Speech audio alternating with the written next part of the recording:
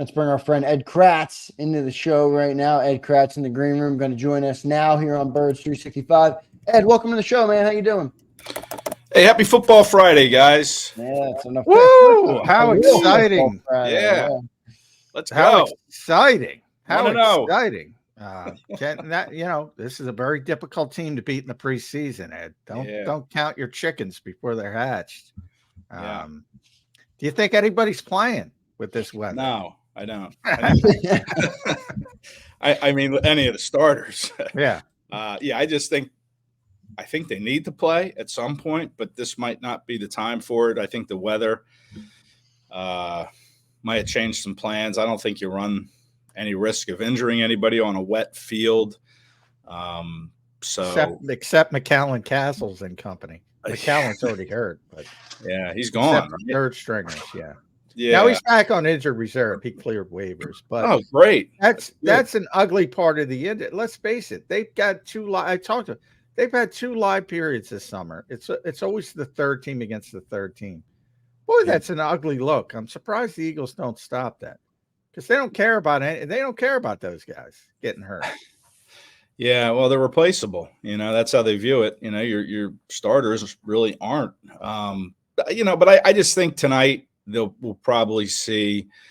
I don't think Becton will play. He's had that on and off again hamstring. I don't think Tyler Steen plays because of his ankle. Well, I think he needs to play. Yeah, I see. I think all these guys do. And they're going to New England on Tuesday. They're going to have an open practice in Foxborough. I think that'll be a good thing for the Eagles to go against another team there. But it's only one, and then that's the only one of summer. So I think you might see them get some reps in New England next Thursday. Again, it'll be weather dependent, but I just don't think that they run the risk tonight of playing anybody of value against the Ravens. And like you said, the Ravens are a good team. They're a good team in the preseason. They had won 24 straight games. Yeah, that's the greatest record in sports, Ed. Yeah, and then they lost their last 2 last year. And I thought Devin White gave a good answer when I asked him about that run of success. And he said, that's what we want to do here is, everybody should be ready to play. And even the second and third team guys, those guys should be ready to play. And we'll see if the Eagles guys are ready to play on those units, the second and third teams tonight, because they're going to get a good run and we're going to see what the Eagles have depth-wise. Yeah. Go ahead, John. No, go ahead, Xander. I was going to say the rookies, Ed, are the thing I would really be looking for tonight. You're not going to play many starters. I don't even know if Quinyon Mitchell's going to play much. He might get a series or two. John, what do you think? You think Quinyon plays or no? I don't think so because of the weather. I think maybe in I'm kind of in that boat as well. Because he's going to be a starter, and I don't know where on week 1. It might be the slot, it might be outside, but he's going to be a starter. Yeah.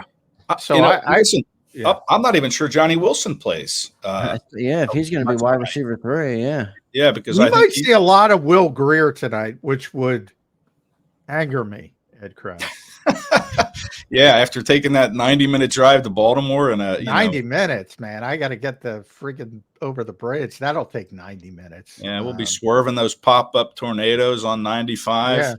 Yeah. We're carpooling down. Xander, John, and me, and a couple other guys are meeting. I asked John that. I said, Ed's joining the show. Are you guys meeting each other in the car later on today? Well, the Eagles played in Baltimore. Martin Frank bailed on me last year because I got stuck in traffic.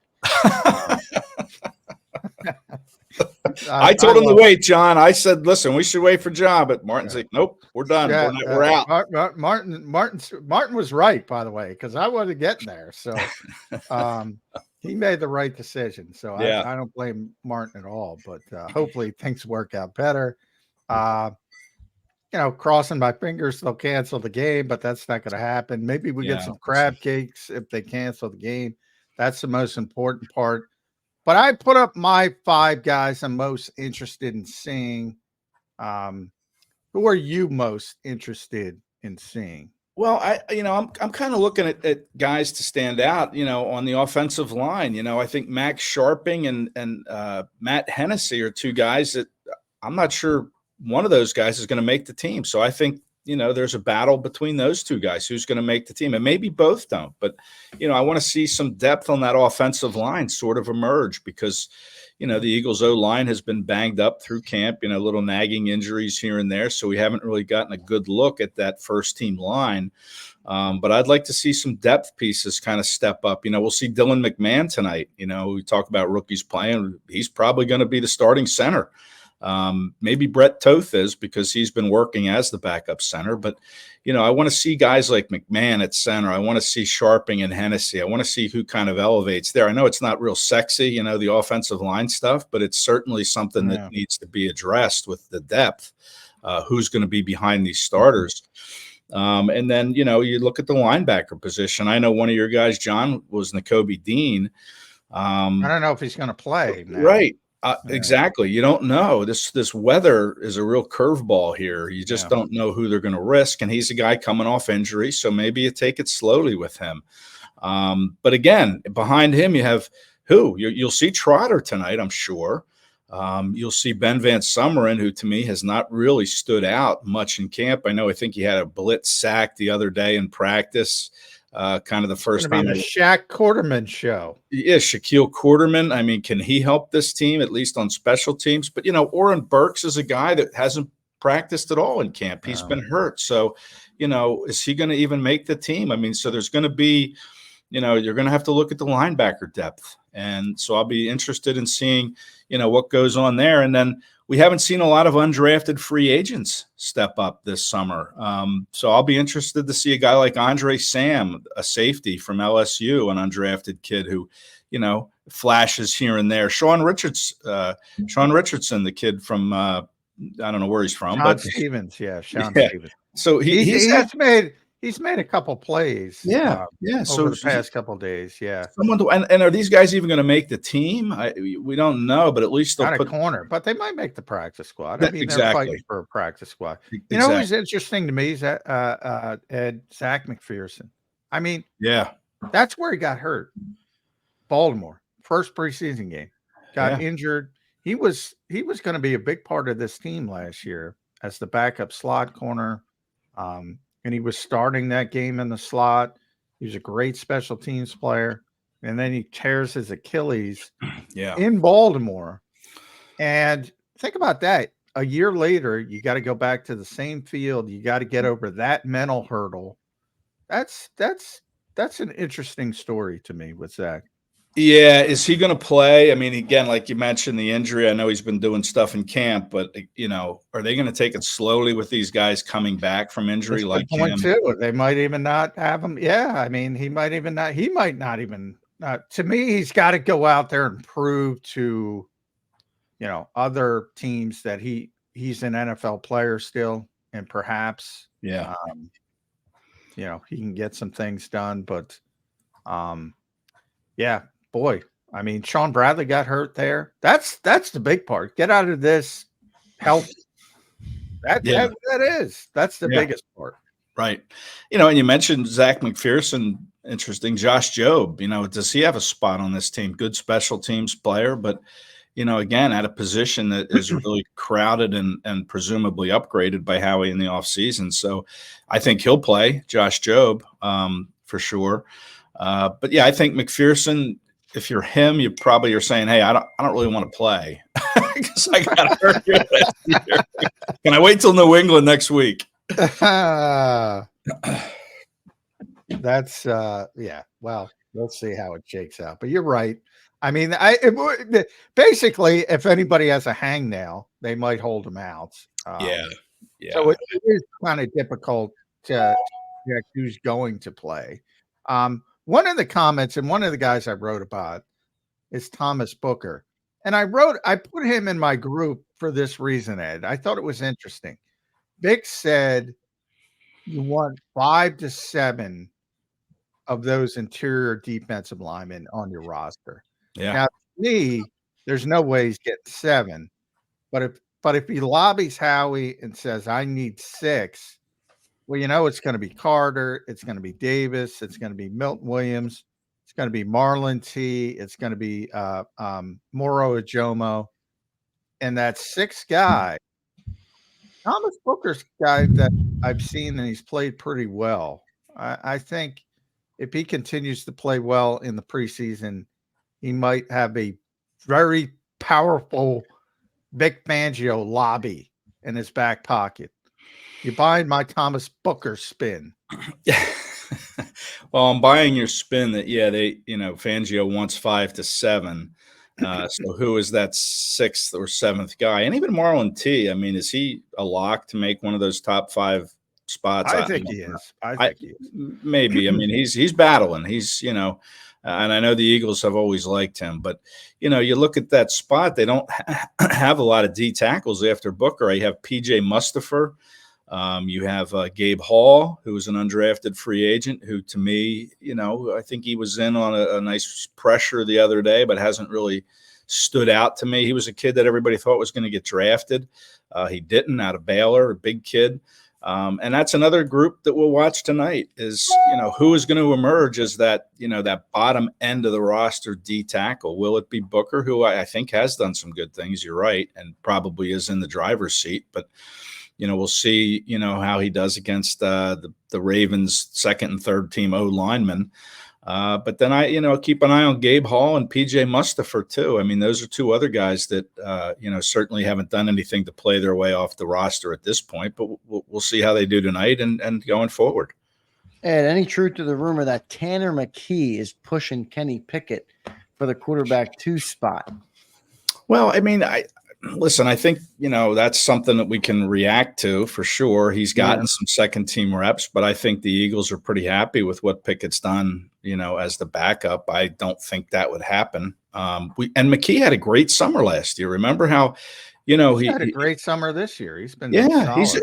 He's a solid guy. And what you like about him, aside from, his ability that he's shown, is the fact that he's only in his second year of a 4-year contract, right? After being picked in the 6th round last year out of Stanford.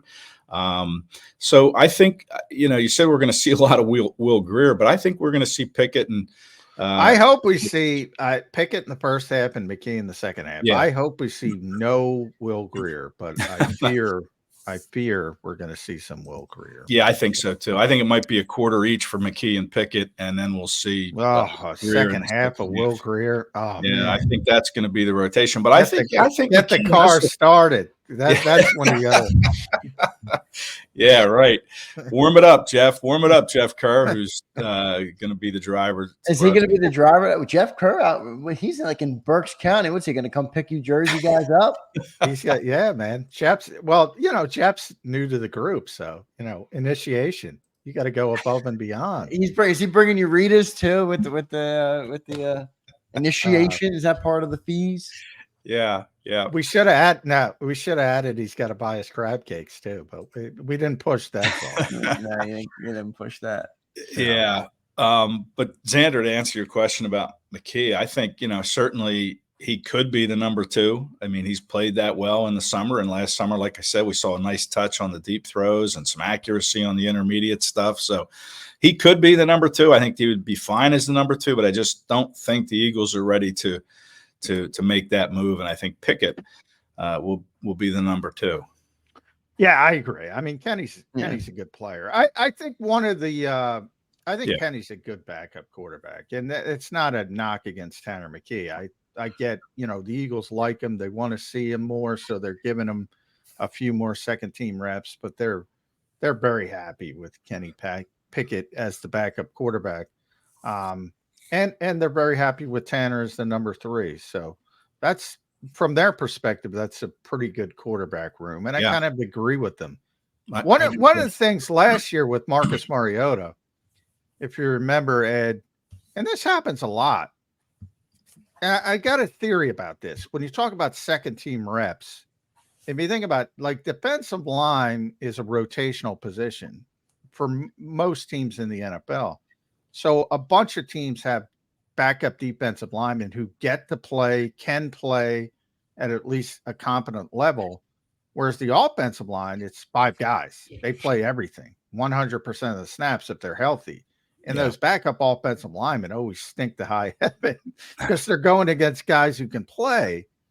And those second team reps become ugly at times. And last year, they didn't have a center to snap the ball, and Mariota was playing shortstop before you would even get the play.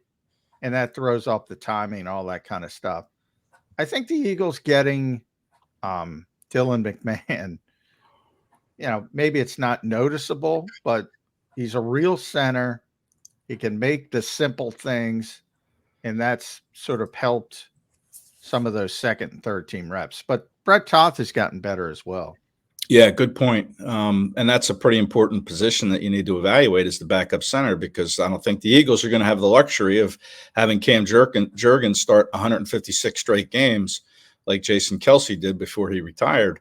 So, chances are Jurgens is going to have, and we even saw Jason get nicked up in game at times during that streak. So, but he played through everything. Yeah, he did. Boy, I remember, I think it was Las Vegas where I thought he was done for the season. Remember at halftime, he was just in agony. That was the elbow. Was that the elbow? Yeah, it was the elbow. Yeah. And then, it was it was either the second to last play or the last play before the half.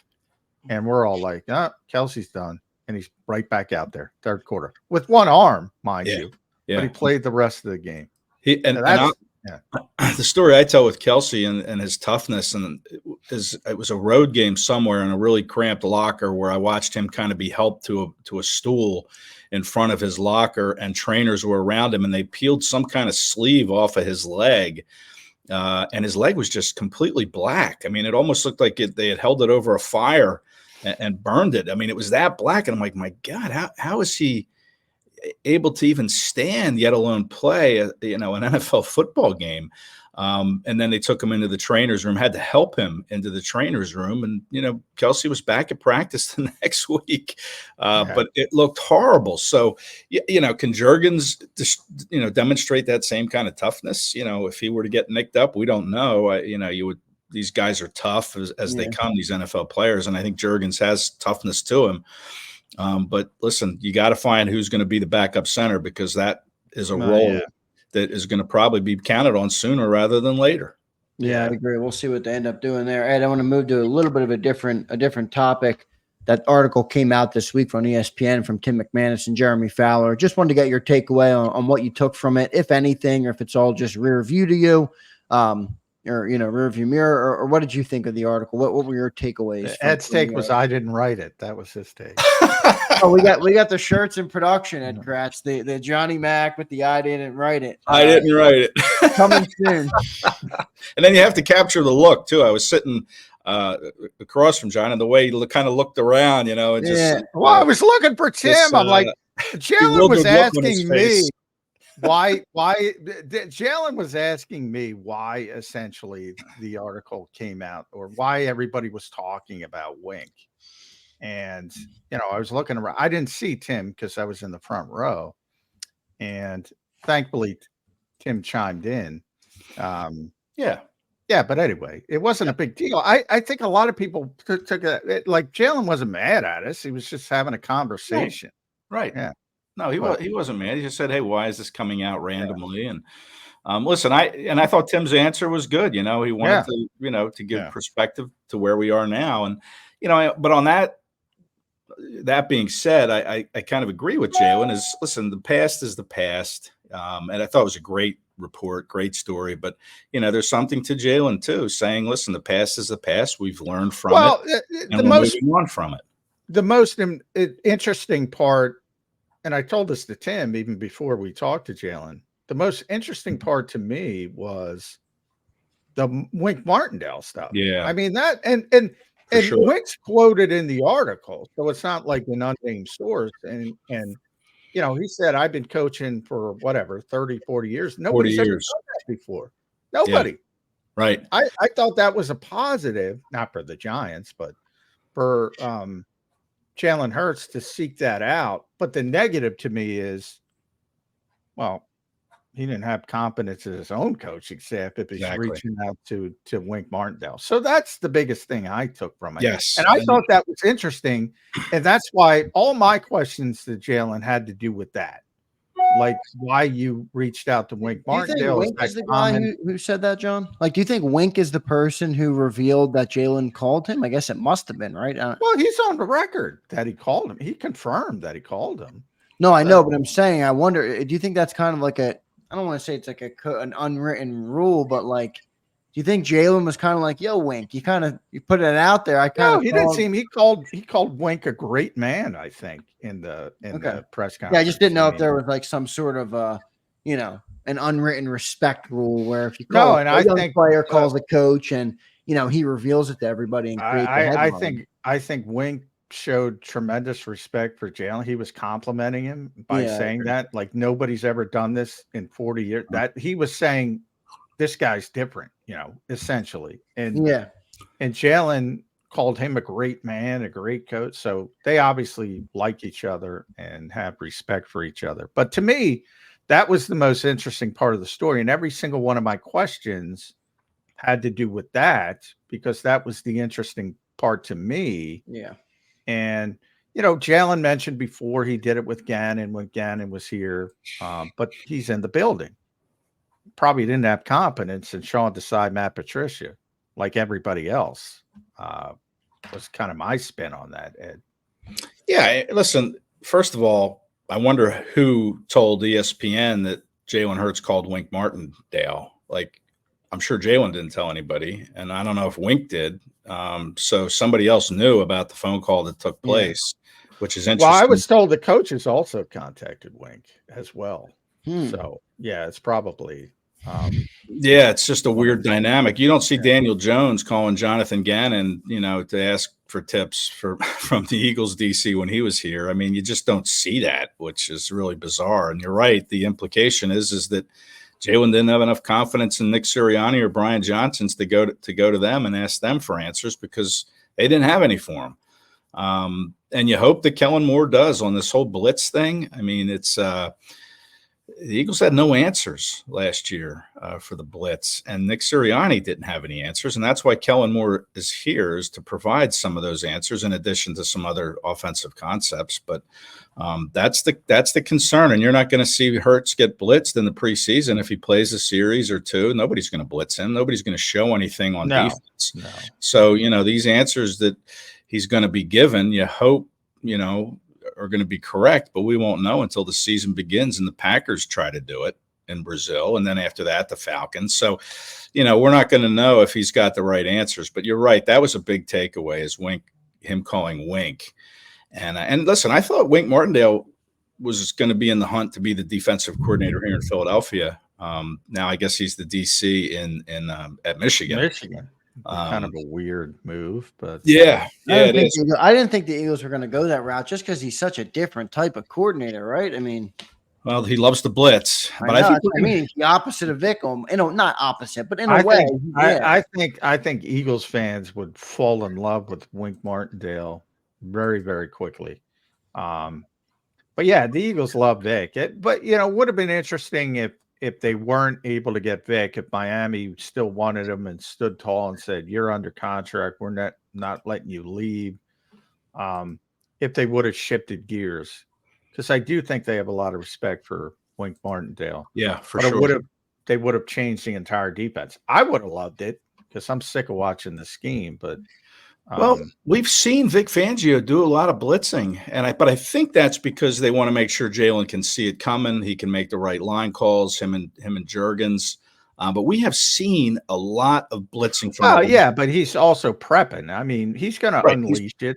He can't just not practice it. So basically, they had that one day where they blitzed every play. They're just focused on working on the blitz. But it's been consistent through camp. I mean, he's since camp began. I mean, early on it wasn't that way, but then the last, maybe week and a half, they've been doing a lot of blitzing. I know they had the real heavy day. I mean, are we going to see that much blitzing and that much chance? 22%. If there's any Bet US prop bet you can get, put the Eagles at 22% blitz for blitzing. I mean, Vic's very consistent. I'll ask you guys both this: is that a sign that Vic Fangio is not confident in the players he has to run his regular defense? So he's now throwing different things to see, if other things will work. If you don't have the guys in the room to blitz 22% and run the defense you're used to running, maybe at that point you're a coordinator for a long time. You're like, okay, I'll try blitzing. I'll try this. Is that a sign of that, or is it just practice and you're doing everything because it's practice?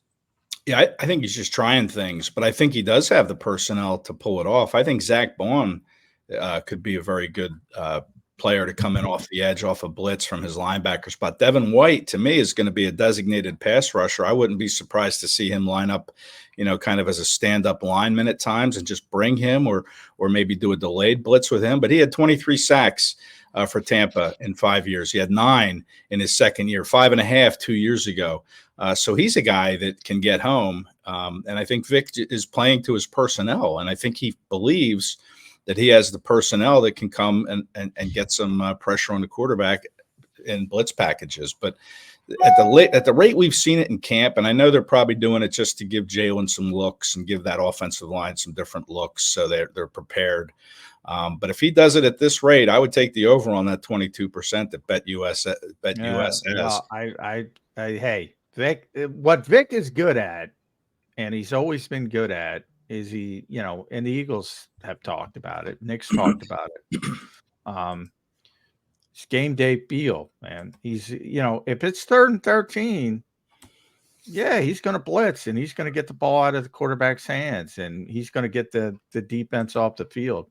But he's not a blitzing defense. He's not Brian Flores. He's not Wink Martindale. He's not going to blitz from the buses. He's going to do it situationally. And that's good, by the way. I don't think you should, just, blitz from the bus and say, all right, we got to be aggressive. He's very smart. He's very good. He's got a very good feel for the game. He's got his big analytics that he won't tell anybody. But history says what history says, and he's not going to blitz a ton compared to certain guys like Wink Martindale. And I don't have a problem with that. I do worry about what I worry about, and you've heard me talk about it, Ed, and I've talked about it a lot on the show. So many people have used his scheme over the past few years. Quarterbacks are getting more used to it. And the more used to it they get, the easier it is for them to deal with it. So I want to see some evolution. And like, you see almost every play they start from that too high safety look on defense. I want to see a little bit of change up from that because I think quarterbacks are getting too used to it, but we'll see.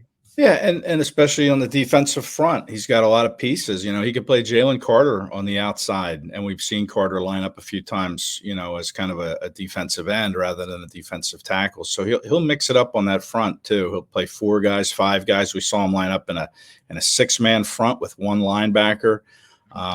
We may see some variations, but remember too that. Talking about personnel, does he feel like he needs to do it because he doesn't have enough? I think he's still learning what he has, obviously. And we saw it in Miami last year. That Dolphins defense didn't start the season the way it ended the season, which it was a top 10 defense, I think. But they had a ton of injuries late. I mean, they lost Van Ginkel. Right. They lost their best pass rusher. Who's the kid from UCLA? I can't think of his name. The Dolphins have a really good pass rusher. He's from UCLA. I can't think of his name. Yeah, I know who you mean. But they didn't lose Van Ginkel till like the last game of the season. He didn't play in the playoff game. But they were signing people off the street to rush the passer for the playoff. Jalen Phillips. That's it. Tremendous pass rusher. They lost him. They lost Van Ginkel very late in the season, as Ed said.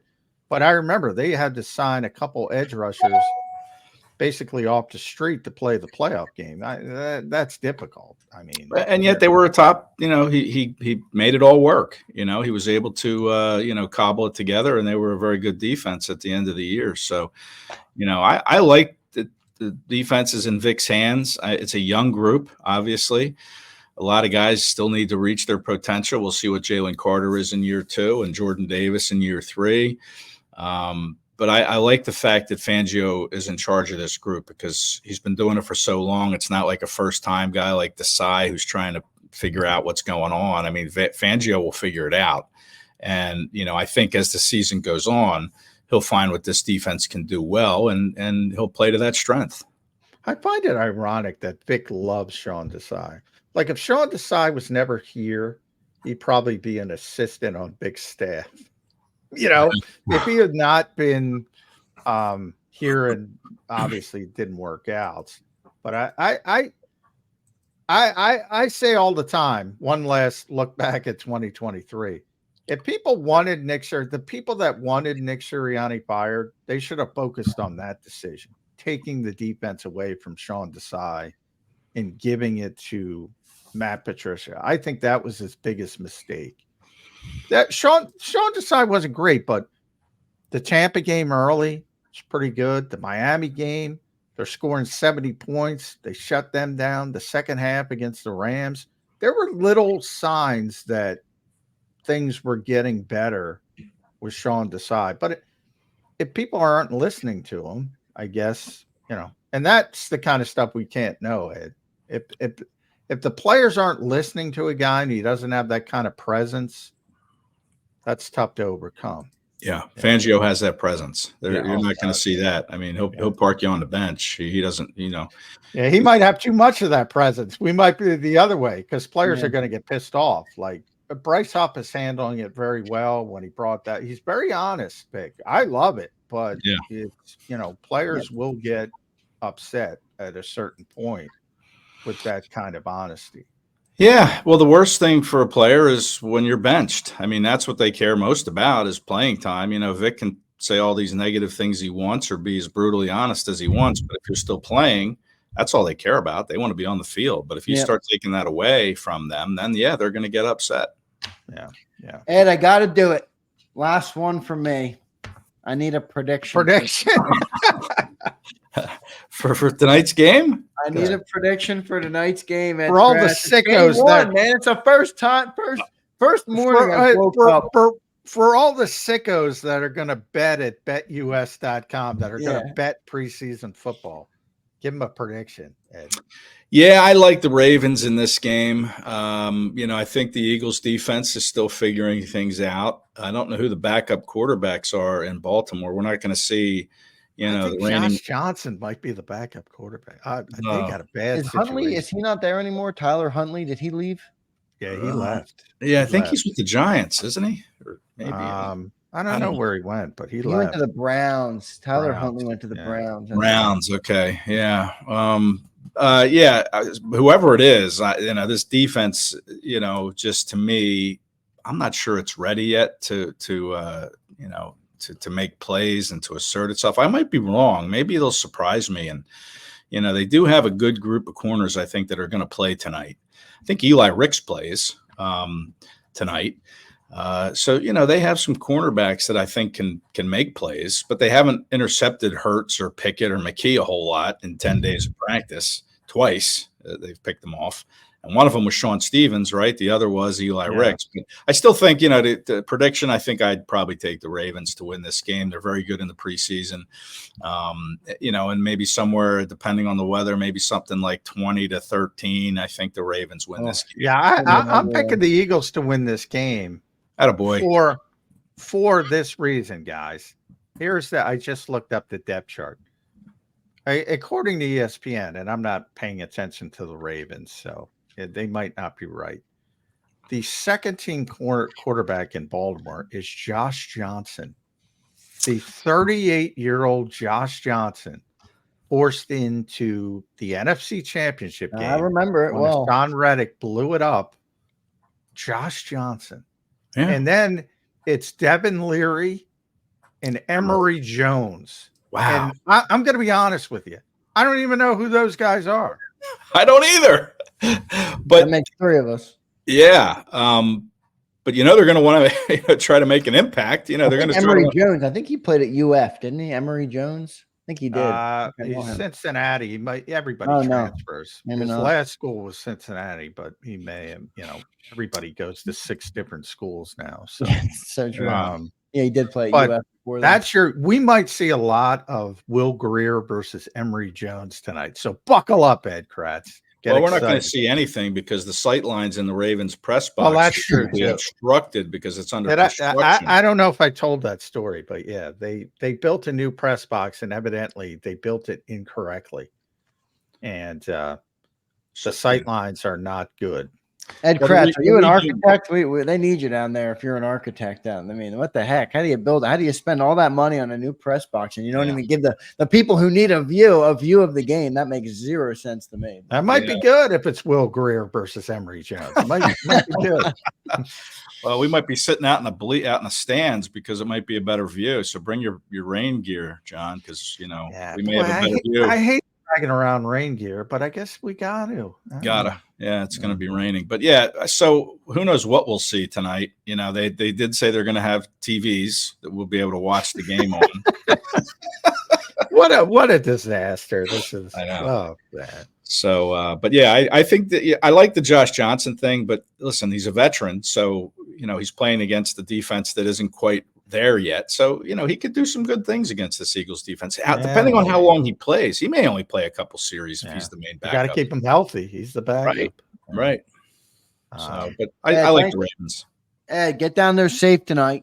Over there. We appreciate you being here today on Birds 365. We'll be looking for your reports from the Emory Jones Will Greer Bowl. We appreciate you being here and breaking it down with us, man. Hey, my pleasure, guys. Have a great weekend. Go enjoy your football Friday, everybody. All right. Thanks, Ed. See you later. There's Ed Kracz joining us on Birds 365. Just a couple minutes left to go here. John, you already gave your prediction. I want to go off the Eagles here for this last 3 minutes. Did you see Jerry Jones's comments yesterday? I don't know what Jerry's doing, man. At some point, you got to worry about getting a little bit too old and not adapting to the modern game at all. I mean, you don't have to say that stuff. Now, my buddy John Machota, covers the Cowboys, does a tremendous job. We've had him on, Yeah, he's great. It's great for guys like John who cover the Cowboys. Jerry talks all the time. He talks after every game. He's got a radio show. He's always talking. But as you see, it's bad for the team because, even though I say, Eagles fans are way too excited about the contract issues with Dak Prescott, CeeDee Lamb, Micah Parsons, they're still going to play this year. They're still good players. The fact that he's got to pay a tax because he's an idiot and doesn't realize that if you do these things more proactively, well, that's, his problem as a very rich guy. Obviously he doesn't care. So they still have those players, but yeah, I mean, it's not a good way to do business. You're essentially taxing yourself by waiting and being reactive instead of proactive. But they do still have the players, and they're not going anywhere. And he's worth $14 billion. So I guess he doesn't care. Oh, I think you're muted. I do find it interesting to do business that way. I mean, you got CeeDee Lamb tweeting about it, LOLing him, and Michael Parsons I don't think it's retweeting. And then on the flip side, though, John, the other thing that came out this week is Devin White's like, I chose Philly because Howie Roseman gets on a FaceTime with me. He tells me how relatable my story is to him, and that he sucked as a GM and had to rejuvenate his career. And I'm like, look, you can knock Howie or you can not like Howie, but one guy's doing business in a way that relates to modern players. The other guy is just not, and it's a stark comparison between the two. Oh, I'd much rather have Howie Roseman as my GM than Jerry and Stephen Jones or a combination of both. Now, what I will say is the Cowboys have a very good personnel guy leading their personnel department. They've been very, very good at drafting and drafting talent. And what Will McClay is arguably the best in the business from that standpoint. So, but as far as GM goes, yeah, I mean, but Howie's, top 5 in the league at worst. There's very few people on Howie's level. I think right now I think he's number 1 in the league. I don't think that anybody in the last 3 to 4 years. If you're I was very early on that train telling people how good Howie was as a GM. You were Now right when everybody was knocking them on the Rager picks and stuff. You were saying it still. Yeah. Now everybody's gone to the other side and says, he's great. He never makes he still makes mistakes. Yeah. Well, and he made more mistakes in the past, and I think he's corrected a lot of them. And if you look at the last he generally learns. He generally learns from his mistakes. And he's a very good GM. If you could mesh, the personnel part of it and get somebody with the business acumen standpoint, you'd have maybe the greatest GM of all time. He's very good. I'll just leave it at that. No doubt about it. John, good show today, man. Get down there safely. I don't know what your schedule is tonight, especially if you're carpooling. So I'm going to be live, obviously, after the game tonight. I might even be live during the game. So maybe I'll check in here and there for halftime or whenever you're available. And we'll get your take on the Will Greer Bowl. Before we get out of here, John, I got to welcome in Jay Perfect. He was our commenter yesterday, John, who said, "Thank you, guys." Nobody says thank you. And today we have some people that say thank you. So I don't want to say nobody does, but Jay started the train yesterday and now he becomes a member today. Jay, thank you, man, for supporting the channel and for being here. Thank you to him. Thank you to Ryan, who also became a member today, and our 4 super chats, Demaria, Jason A-Team, and James Carver. Thank you all for the support today. Johnny Mac, good show. Get down there safe today. And we'll talk to you a little bit later on. All right, brother? All right, everybody, enjoy the game. Enjoy Will Greer. You got a final score prediction for me, John, on the way out? No. Eagles 24-20. How's that? That's good. That's better than Ed Kracz. You said they're going to lose 20-13. That's going to be Eagles have better backup quarterbacks if they play them. So that's where I go. Whomever has the better backup quarterbacks is going to win preseason games, because the drastic drop off on quarterback play in these second halves of these games. If you have a competent guy, and I think Tanner McKee is competent, you got a big advantage. But if it's Will Greer, then you're probably in trouble. Good stuff, Johnny Mac. I will talk to you later on today, brother. Get down there safely. Hopefully, we'll be following along on your reports. Hopefully, the weather holds up and you get some players out there tonight that you can actually report on and cover that are worth something. So we'll be hoping for that, and we'll be following along on your work all day long. Thank you, John. All right. Thanks, guys. Thanks, everybody. We'll catch you later on today on the National Football Show, and plenty of other content coming on JAKIB Sports all night tonight with the game tonight. So stay tuned all day. We appreciate everybody. We'll catch you next time.